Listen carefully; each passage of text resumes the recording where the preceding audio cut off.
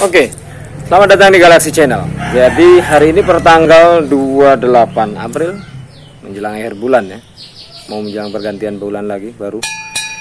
Jadi konten kali ini kita akan sedikit membahas tentang yang berkaitan dengan kreativitas di sektor ilustrasi dan desain. Adapun kali ini kita akan berkumpul dengan semacam apa ya, desain grafis sederhana saja yang berkaitan dengan lembaga-lembaga yang berkaitan dengan sektor-sektor kelautan. Bagaimana ceritanya? Kita akan menuju ke satu tempat di sana dan sekaligus melihat seperti apa sih logo yang dimaksud. Ya.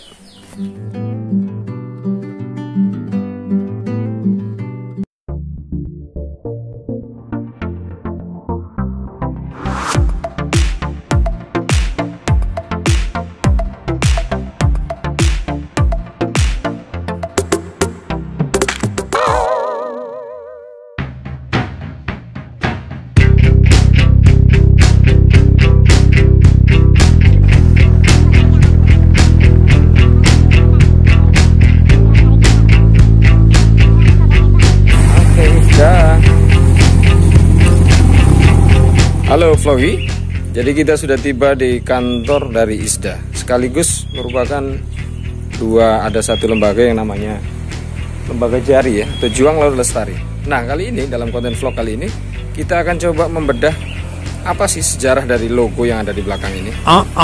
Bagaimana proses kreatif membuatnya, lalu sejarah-sejarah apa aja yang melatar belakangi hingga logo ini menjadi satu simbol yang digunakan oleh Lembaga Jari. Saksikan. Kita balik lagi ke materi pembahasan tentang khusus logo dari Yayasan Lembaga Juang Laut Lestari atau Jari ya singkatannya. Dan mohon dipermaklumkan bahwa vlog kali ini sebenarnya sudah cukup berlompatan ya, dari sejak awal klipnya diambil lalu loncat lagi setelah puasa hingga sekarang ini ya, baru kita lanjutkan. Jadi harap maklum. Karena saya juga membutuhkan beberapa material referensi, karena ini juga terkait kegiatan-kegiatan lama. Nah, jadi logo Jari itu sendiri sebenarnya dia lahir di tahun 2008 tepatnya ya, di saat baru terbentuknya yang dikatakan sebagai adanya konsorsium program Mitra Bahari, yaitu ya himpunan pengusaha maupun juga yang apa ya, himpunan pengusaha. Saya coba lihat definisinya. Konsorsium di Kamus Besar BW adalah himpunan beberapa pengusaha yang mengadakan usaha bersama. Tapi untuk program Mitra Bahari sendiri itu adalah program yang diinisiasi oleh pemerintah. Ini saya bacakan ya poin-poinnya. Dikembangkan untuk menjawab tantangan yang dihadapi oleh Negara Kesatuan Republik Indonesia dalam memanfaatkan dan mengelola sumber daya kelautan dan perikanan, baik di wilayah laut teritorial, zona ekonomi eksklusif Indonesia maupun peluang lain yang mungkin dilaksanakan dalam pengembangannya. Nah, kira-kira seperti itu program gambaran Mitra Bahari. Nah, yang menjadi lahirnya awal dari logo ini terbuat ya, itu pada saat sekitar awal-awal menjelang Kongres HAPI atau adanya Himpunan Ahli Pesisir Indonesia. Yang berikutnya nanti di saat November 2008 itu diadakan pertemuan di Jakarta, tepatnya di Hotel Mercury sekitar Ancol sana. Dan kebetulan saya hadir. HAPI yang tadinya adalah Himpunan Ahli Pesisir hingga dia menjadi HPP baru I, Himpunan Ahli Pengelolaan Pesisir Indonesia. Nah, menjelang sebelum pertemuan HAPI itu dibentuk, itu sempat di program Mitra Bahari sendiri konsorsiumnya mengadakan lomba untuk menentukan logo yang pas ya. Nah, karena ini sifatnya dia setiap konsorsium itu terdiri dari regional center, yang dimana kalau tempat kami di Lombok adalah regional center NTB ya, Nusa Tenggara Barat. Lalu di setiap regional center itu diharapkan untuk beberapa pesertanya masing-masing yang memiliki kemampuan untuk membuat desain mengirimkan karya seperti itu. Nah, saya tergerak untuk bikin. Waktu itu ada 3 karya yang saya kirim, cuman yang 2 itu agak lupa ya, terbengkalai kemana. Nah, yang saya anggap pegangan satu yang saya andalkan itu adalah yang logo yang dimanfaatkan oleh Jari sekarang. Memang secara karya mungkin akhirnya yang terpilih memang ada logo yang sekarang ya, yang resmi, yang terpakai, yang digunakan ada mitra, terus ada gambar tangan di atas matahari. Saya sertakan lagi nanti di sini. Dan karya yang ini sendiri, waktu itu sih saya sempat di Kongres Pertemuan HAPI waktu di Ancol itu, kebetulan ada beberapa pesertanya pengurus dalam PMB-nya sendiri yang pusat itu sempat mengatakan, oh ini Mas Tovan ya yang pernah ngirim karya seperti ini. Cuman saya tidak paham kenapa karya itu dia masuk nominasi apa tidak, karena begitu akrabnya kita disebut di situ. Ternyata yang menang adalah mestinya ada kriteria pemenangnya 1, 2, 3. Nah karya ini tidak tahu apa dia masuk sekedar nominasi ke urutan keberapa, saya tidak jelas nasib dengan logo itu seperti apa. Hingga akhirnya berjalanlah sekian waktu, hingga akhirnya di saat 2010 ketika ya Jari sendiri adalah organisasi yang dimana tempat berkumpulnya teman-teman itu tadi ya, berangkat dari awalnya dari klub, ada juga background Rinjani Diving Club, lalu ke sektor usahanya ada yang namanya Rinjani Diver seperti itu. Lalu kedepannya lagi dalam memenuhi kebutuhan untuk akselerasi kegiatan yang bisa mencakup memenuhi kebutuhannya lebih lanjutnya. Nah di situ dibentuk yang namanya Yayasan Jari. Sebenarnya sih ada Yayasan Jari sebelumnya apa ya, YRB, Yayasan Rinjani Bahari. Tapi memang karena ada faktor satu dan lain hal pecah grup, lalu Jari berdiri sendiri. Saya lupa tahunnya, tapi saya tempat ikut-ikut bergabung di sana, sempat membackup juga beberapa kali kesempatan, dan akhirnya di 2010 logo ini resmi dimanfaatkan oleh Jari. Ya kalau secara spesifik apa ya, tampilan memang logonya memang sedikit lebih saya bikin eye catchingnya dan tidak terlalu formal ya, karena memang yaitu berusaha menampilkan sesuatu yang agak sedikit ada tematik anak-anaknya, dimana ya, bahwa konotasi dunia anak itu kan adalah sesuatu yang mengundang ketertarikan dan semangat belajar itu tinggi. Nah saya sih sebenarnya menerapkan itu, mungkin juga kenapa tidak masuk dalam konsepnya yang diinginkan oleh program Mitra Bahari, mungkin ya karena itu juga ya, sehingga dia tidak dijadikan sebagai unggulan maupun dalam kriteria yang terpilih misalnya nominasi atau apapun istilahnya. Nah akhirnya logo Jarinya seperti itu, terpilih oleh lembaga.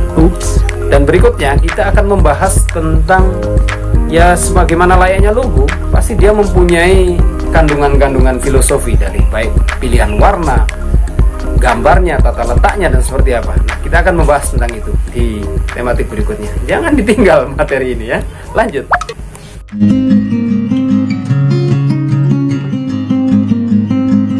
Nah, berikutnya kita akan lanjutkan ya dengan membahas tentang beraneka kandungan filosofi maupun bentuknya.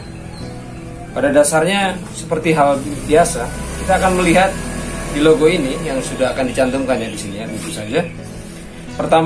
Pertamanya dia diawali oleh sebuah lingkaran, di mana lingkaran merupakan refleksi dari sebuah globe atau dunia itu sendiri ya. Lalu dia terpecah oleh satu garis lintasan putih.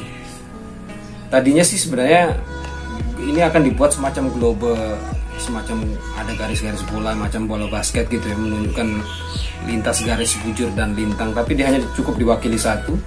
Dan dia menjadi dua bagian. Pertama, lingkaran pertama yang sebelah kiri itu ada lebih luas, yang ada terdapat gambar ikan dan lingkaran bubble ya, gelembung-gelembung air, termasuk dengan ada format karang. Kenapa dia lebih besar dari sebelah kanan?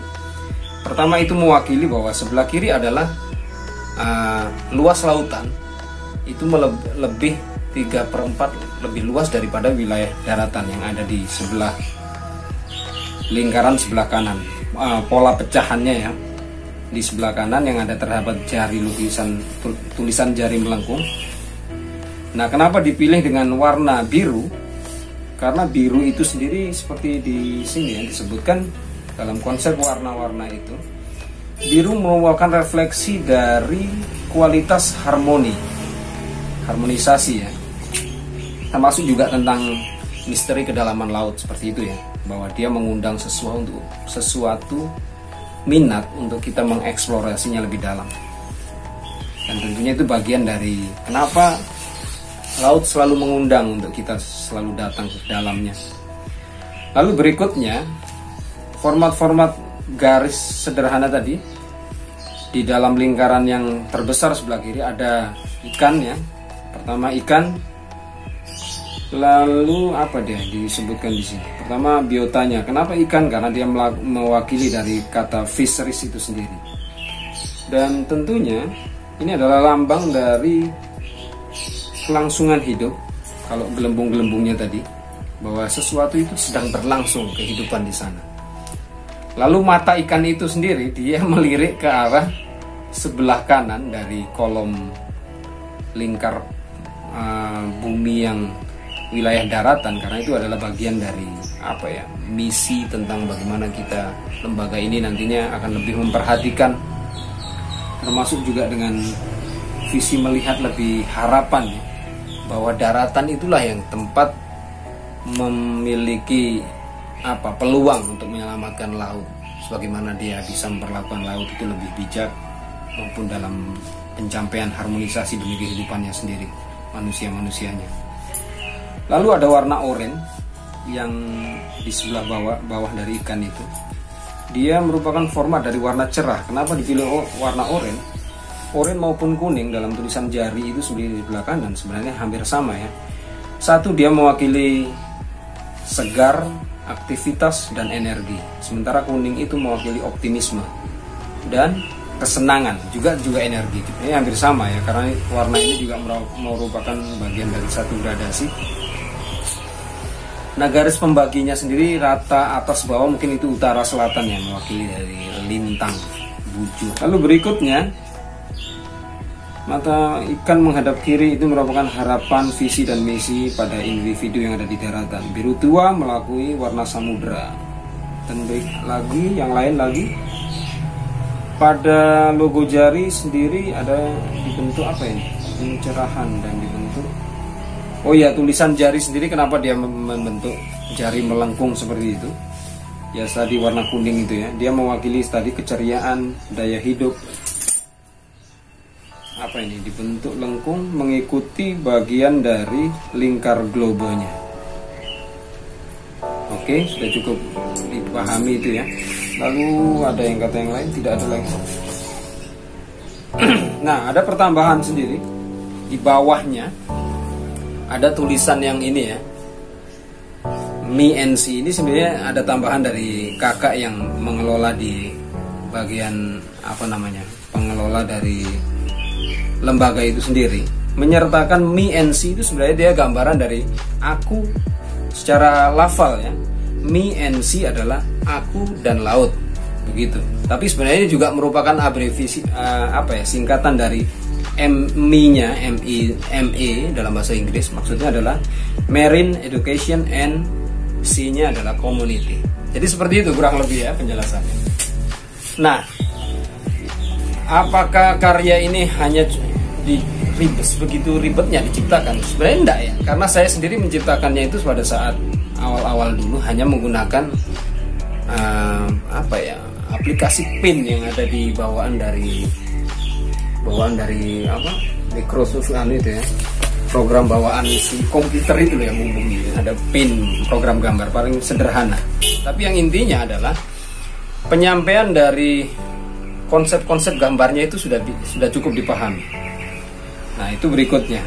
Nah, sekiranya jika kalian ingin penasaran, khususnya yang tertarik dengan dunia laut, seperti apa sih kegiatan jari Pak? Jari itu sendiri dengan konsep-konsep kelautannya, fokus di bidang kelautan, kenapa dia harus melakukan seperti itu.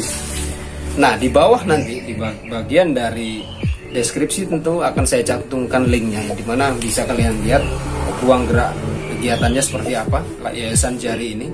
Karena saat ini Yayasan Jari lagi punya konsep pendampingan masyarakat yang ada di masyarakat di wilayah Tano bagian Sumbawa terkait dengan